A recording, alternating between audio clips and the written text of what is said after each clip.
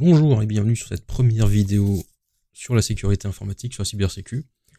On s'attaque au challenge Archetype de Hack the Box et on va voir comment comment récupérer les deux flags. Donc, pour ça, tout ce que j'ai comme information, c'est l'IP de la machine. Les deux autres fichiers password des users sont vides, sont tout simplement une instance de Vim que j'ai lancée où je vais enregistrer le ou les utilisateurs avec le ou les mots de passe associés que je vais rencontrer dans l'épreuve. Voilà, c'est simplement pour me faire un historique. Sachant que c'est intéressant parce que Hack the Box, c'est un environnement de plusieurs machines ensemble. Donc parfois on retrouve des comptes, des mots de passe sur d'autres machines. C'est pour ça que je les garde, c'est comme ça j'ai une trace et je peux aller les récupérer. Si jamais je vois que sur une autre machine, il y a le même nom, un truc comme ça.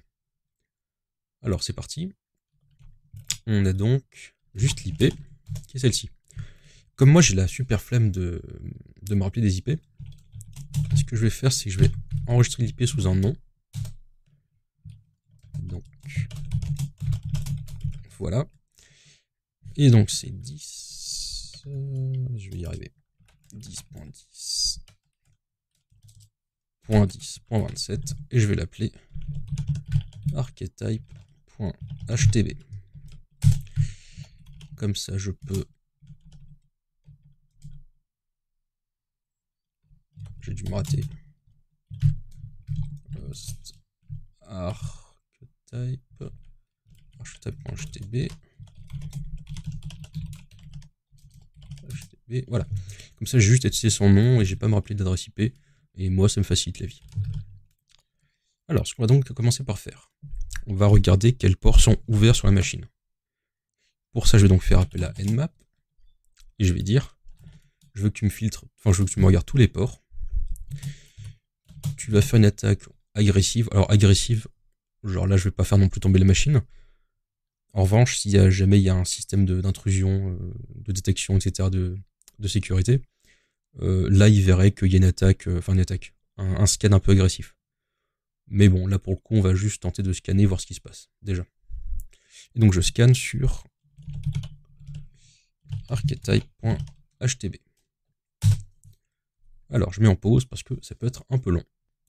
Ok, alors, le filtre, voilà, le scan est terminé. Moi, ce que j'aimerais pour la suite, c'est récupérer tous les ports en même temps sur une seule liste. Parce que je peux me les recopier à la main non plus, j'ai pas que ça à faire. Donc je vais créer une commande shell qui va me les récupérer. Je vais faire ça petit à petit, on va voir comment je la construis. Donc d'abord, j'appelle nmap. Ce que je vais dire ensuite, c'est que j'ai envie de récupérer que les lignes qui commencent avec un chiffre. Si on regarde toutes celles qui commencent par un chiffre, ce sont celles-ci, ce sont celles qui contiennent les ports qui m'intéressent. Donc ce que je vais dire, c'est que je vais récupérer tout ce qui commence par un début de ligne, suivi d'un nombre, d'un chiffre qu'on prend entre 0 et 9. On va voir ce qui se passe déjà avec ça. Voilà. Alors ça filtre un peu plus. Maintenant, j'aimerais vraiment en avoir que les ports. Parce que là, j'ai supprimé les lignes qui ne contiennent pas les ports. Maintenant, de ça, je veux garder que les ports. Donc, je vais filtrer. Et je vais dire, tu me coupes à partir du slash. Et je ne veux que le champ numéro 1. Donc là, je ne vais avoir que les ports, mais je pense que je vais avoir sur une colonne, c'est-à-dire plusieurs lignes. Et c'est pas vraiment ce que je veux. Mais on teste déjà comme ça. Effectivement, je n'ai plus que les ports, mais quand j'utilise nmap pour après, il me faudrait ça sur une seule ligne, et pas avec des retours à la ligne. Du coup, je vais supprimer les retours à la ligne. Donc je vais remplacer les retours à la ligne par une virgule. On voit ce que ça fait. A noter que je peux continuer à scanner malgré le fait que ce soit agressif. Donc s'il y a un système d'intrusion ou n'importe quoi, en tout cas il ne rejette pas mon IP. Ah bah tiens, donc ça a terminé. Alors on peut se dire que c'est bon jusqu'au moment où on arrive sur la fin et qu'on voit qu'il y a une virgule. Et le truc c'est que si nmap voit qu'il y a une virgule, il va dire oh il y a quelque chose d'autre après. Alors que non. Le dernier port qui est affiché, c'est le dernier port. Donc je ne suis pas censé avoir de virgule. Donc ce que je vais dire, c'est que je vais substituer la dernière virgule, donc la virgule suivie d'une fin de ligne, et je la substitue par rien du tout. Et là, on voit ce que ça fait.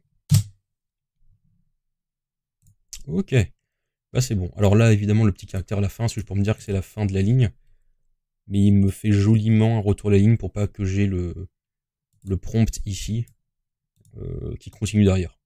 Mais en fait, la ligne est convenable. Donc là, ce que je vais faire, c'est me créer une variable porte qui va contenir toute la liste. Donc là, je vais relancer un filtre, mais normalement, ce sera le dernier.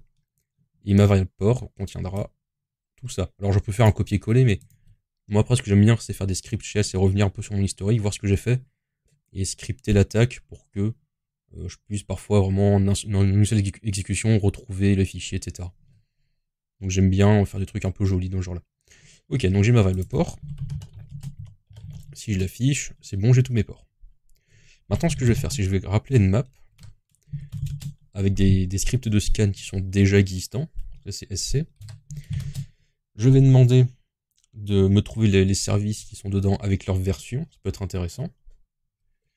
Je vais faire ça sur l'ensemble de mes ports et sur la cible. Oui, je veux nmap et pas namp. Et il n'y a plus qu'à attendre. Alors je fais un aparté pour dire que l'un des inconvénients, ça finit mais je finis l'aparté, l'un des inconvénients d'Xbox, c'est qu'on est plusieurs sur le même réseau. Donc parfois on va être plusieurs à attaquer la même machine. Et c'est pour ça que j'espère qu'il n'y a personne qui a trop trifouillé la machine avant moi ou en même temps que moi. Parce que ça peut parfois me compliquer des fois qu'ils aient désactivé un truc ou n'importe quoi. Donc le site est bien pour faire de la condition réelle. L'inconvénient, c'est que quand on est à plusieurs sur une machine, ça peut avoir des complications. Mais bon, regardons donc ce que nous donne Nmap. Alors, on a plusieurs ports ouverts, donc ça on a vu. On voit ce que ça fait. Donc il y a Microsoft Windows RPC. Il y a du NetBIOS SSN. 445, ça c'est du partage de fichiers, ça peut être intéressant. En plus, il est ouvert, donc on va aller voir ça de plus près. Et ça, c'est un port pour du SQL. Un serveur SQL. On voit bien dans SQL Server, etc. Du nom de Archetype, etc.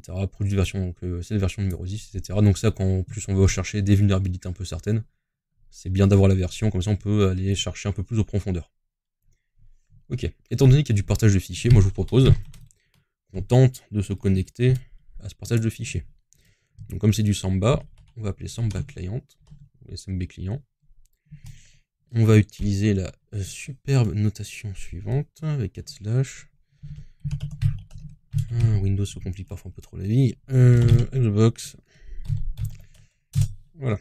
Et oui. Et bien sûr, je veux lister ce qu'il y a dedans. Alors ça me demande le mot de passe, mais bon, il fallait re-regarder ce que nous disait Nmap, voilà, SMB SOS Discovery. Donc ça c'est la version. Et là on peut voir que sur Security Mode, il y avait un icône utilisé, c'était le guest en mode user. Le challenge apprendre était supporté, donc on sait dire qu'il y avait une connexion possible, etc. Enfin, en plus le port est open. Donc en réalité, en fait, il n'y a pas de mot de passe. Nmap n'a pas découvert mot de passe, il s'est juste dit je vais essayer d'entrer, c'est bon, il est entré. Donc là je peux voir ce qui est en partage. Alors il y a un répertoire admin, ça peut être intéressant. Il y a un répertoire backup, pourquoi pas. Alors si on veut supprimer la demande de mot de passe, histoire de, on peut faire tirer grand N et ça désactive la demande de mot de passe. Voilà. Ça fait la même chose, un poil plus rapide. Donc on va essayer d'aller voir, on va essayer de se connecter plutôt au répertoire admin. Ah, access denied. Pas de chance, hein. Bon, bah, on va voir le backup. Oh, je suis connecté au backup. Ok, donc j'ai un petit shell. Mais là, c'est un shell public, hein, j'aurais aucun droit. On va juste voir ce qu'il y a dedans. J'ai un fichier de prod dtsconfig. Alors, dtsconfig, ça c'est pour les serveurs web de Microsoft. ISS, SSI, enfin, je sais plus, un nom à la con de Microsoft. Mais bon, c'est un fichier de config, ça peut être intéressant. Donc on le récupère. Je l'ai récupéré, je me déconnecte. Alors, on va voir ce qu'il y a dedans. dedans, j'ai quoi? Blablabla, une date, destination, pas partie du string, la data source. Ah, un mot de passe. Alors il y a un mot de passe qui est donc megacorp 1, 2, 3. Alors je vais enregistrer les mots de passe. Donc j'ai quoi? J'ai megacorp 123. Ça va dans le fichier password. Et après, j'ai un identifiant qui est archetype anti/SQL-SVC. Donc, c'est un identifiant pour se connecter sur du SQL. Donc, ça va probablement nous demander de nous connecter au serveur SQL qu'on a déjà réussi à voir par Nmap. Ça, c'est juste OK ou anti/ fasse chier dans users. OK. OK. Et bien maintenant, ce qu'on va donc essayer de faire, c'est de se connecter au compte SQL avec le mot de passe qu'on a ici. Donc pour ça, on va appeler MSSQL client. On va se connecter. Non. On va se connecter, merci, avec le compte qui était donné là, sur l'adresse donnée. Et comme c'est du Windows, on demande l'authentification de Windows. Ça nous demande un mot de passe. On va donc reprendre le mot de passe qui était ici. Log fail. Alors. Oui, c'est moi qui suis un blaireau. Ici, c'est un slash. Parce que ça, c'est la notation de Windows. Mais pour se connecter, c'est un slash. Voilà, je suis connecté. Alors, je suis connecté en SQL. On va voir qui a les droits sysadmin sur la machine. On va voir. On va voir si, enfin, on va voir plutôt si j'ai les droits sysadmin de la machine. On va voir ce que ça nous répond. Donc, je fais un select avec auth is server role member. Donc les droits sysadmin. Et ça me répond rien. SRV role member. Je vais juste voir si la fonction ne doit pas être écrite en majuscule. Et role member.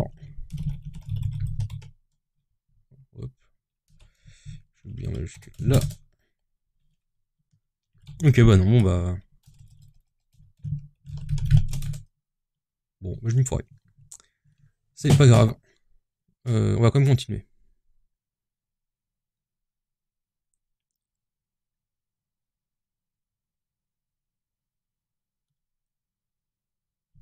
Ouais. Parce que j'ai mes notes à côté. Hein. Je fais pas d'attaque en variant, en découvrant. J'ai quand même pris des notes. Mais tout à l'heure, ça m'avait répondu autre chose. C'est pas grave. Donc là, ce qu'on va faire, c'est qu'on va se faire faire apparaître un shell. Donc pour ça, on va exécuter sur spconfigure, qui est un outil propre à SQL de Microsoft. On va pouvoir voir les options avancées. Show Advanced Options. On le met à 1. Voilà. Ça, on peut dire, fais-moi voir ce que tu as dans les tripes. On reconfigure comme c'est demandé. Et donc là, on regarde ce qu'il a sous le capot. Alors, il y a pas mal de choses. Mais le plus intéressant, en fait, était sur la fin. C'est que il y a une command shell qui est disponible. Du coup, on va dire spconfigure. Spconfigure. On va lui dire le xp cmd shell. Tu vas le mettre sur 1 pour que ce soit vrai. On nous demande encore une fois de reconfigurer. Je dis oui. Et donc là, je dois pouvoir faire des commandes shell. Alors shell, pas PowerShell, mais enfin shell de Windows, hein, du batch, sur la machine. Et effectivement, Huawei me répond, tu es sur la machine archétype avec le compte SQL SVC. Cool. Bon bah voilà, j'ai pu faire une première attaque. Je me suis connecté avec le compte SQL SVC. Donc ça, c'est le compte utilisateur. On va donc récupérer son flag pour valider le premier palier. À chaque fois, il y en a deux. Il y a utilisateur et root. Parfois, c'est juste l'un ou c'est juste l'autre. Mais la plupart du temps, c'est utilisateur et ensuite accéder au root. Et chacun a un flag. Et il se trouve, en général, dans le répertoire, genre mes documents ou le bureau. Donc, on va aller en ligne de commande, petit à petit, dans les bureaux, dans le répertoire de SQL SVC. Donc, c'est un utilisateur. Donc, ça se trouve, on va faire du dir pour lister pour le moment. Ça se trouve dans C users. On voit qu'il y a bien un répertoire SQL SVC. Donc, on va voir comment c'est dedans. Ça, c'est un underscore. Ok, donc il y a plusieurs répertoires, 3D objets, contact, desktop, documents, download, machin. Alors, sur Windows, la plupart du temps, on met ça sur le desktop. On va aller voir. Et effectivement, sur le desktop, j'ai un fichier users.txt. Et donc, si je l'affiche avec la commande shell type,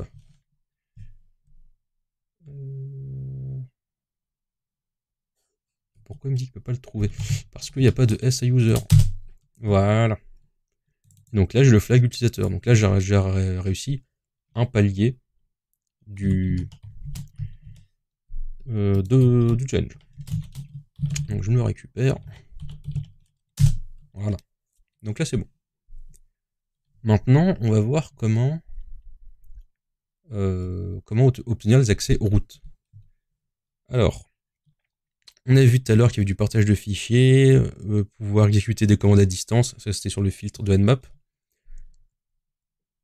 Il faut savoir que le PowerShell, enfin le shell, donc ce qui était utilisé pour les accès à distance, il a un historique. Et dans l'historique, on peut voir ce qui est le plus souvent tapé. Donc, on va voir l'historique du shell de SQL. C'est quoi son nom? SQL SVC. Et on va voir s'il y a quelque chose d'intéressant. Donc, ça se trouve ici.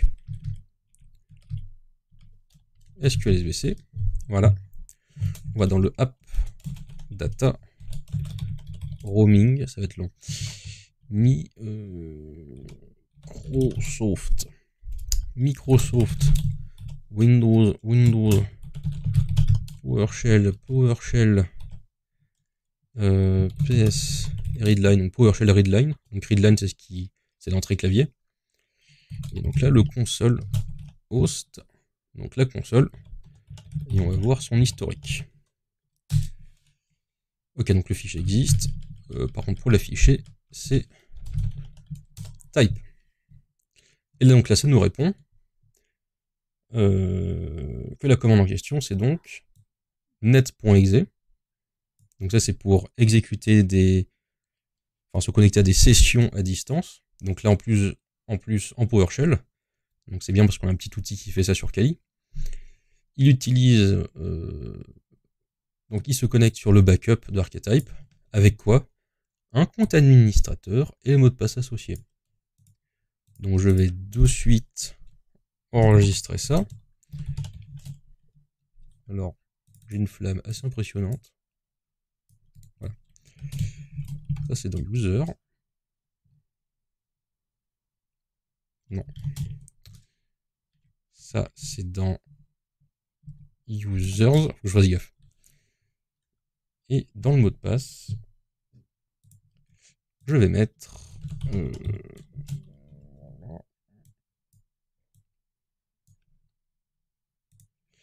je vais mettre dans les mots de passe ceci. Ok. On va donc tenter de se connecter au compte administrateur qui donc utilise net.exe. Donc pour ça, on fait appel à psexec.py, donc PowerShell exec. On va tenter de se connecter au compte administrateur sur, je vais y arriver, la machine archetype.htv. Ça nous demande un mot de passe. On va donc tenter de se connecter avec le mot de passe ici. Ça a fonctionné. Donc là, je suis sur un shell de Windows avec le compte Authority System, donc le compte root. Donc là, je suis administrateur de la machine, je peux faire ce que je veux. Et entre autres, récupérer le flag. Donc pour ça, on va aller dans ces users. Je vais me connecter, je vais aller dans le répertoire administrator. Dedans, donc j'ai mes répertoires, mes documents, etc. On va aller dans le desktop. Dans le desktop, qu'est-ce que j'ai? J'ai le fichier root.txt. Et je retrouve bien comme ça hop, mon flag. Et donc, je peux dire root.txt que j'ai donc, voilà, j'ai mes deux flags. Donc j'ai validé le challenge, j'ai plus qu'à rentrer sur le site, et puis voilà. C'était la première vidéo sur la cybersécurité et sur Xbox. C'était assez compliqué parce que c'était un Windows Server et que quand j'ai commencé, je connaissais pas du tout, mais j'ai appris beaucoup de choses. Donc ça, faut que je les retienne. Il y a pas mal de choses qui étaient intéressantes, même au niveau d'Nmap, il y a quelques trucs, peut-être quelques subtilités que je ne connaissais pas. Je vous dis donc à la prochaine vidéo où on s'attaquera à un autre système, et voilà.